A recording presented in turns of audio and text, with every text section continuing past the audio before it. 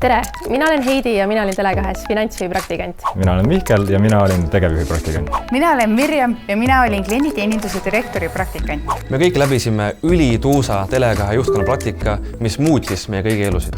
Tele2 on põhjusega mässaja.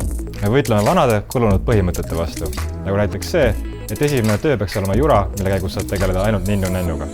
Aga mida kujutab endast Tele2 juhtkonna praktika? See on nagu karjäärihüppelaud, mida kõvemini hoogu annad, seda kõrgemale lendad. Aasta aja jooksul saad sa töötada oma ala tippude kõrval ja kõige parem osa saad selle eest ka täiesti palka. Tele2 juhtkonna praktika käigus saad sa teha päris tööd ja lahendada päris ülesandeid. Kohvi teeb kohvimasin. See on sinu võimalus oma karjääri uks jalaga lahti lüüa ja kohe tegutsema hakata. Kui sinu ideed on head, on sul võimalus neid päriselt ka ellu viia. Sellel aastal otsivad endale praktikante müügi, finants- ja turundusdirektor. Lisaks äriturvalisuse ja juriidiliste suhete osakonna juht, tehnikadirektor ja meie äge Chief of Happiness Officer. Aga kuidas siis saada tipptegija praktikandiks? See on ülilihtne. Selle jaoks tee endast 2-minutiline tutvustav video. Video peab olema inglise keeles ja ütlema meile, miks just sina sobid Tele2 praktikale.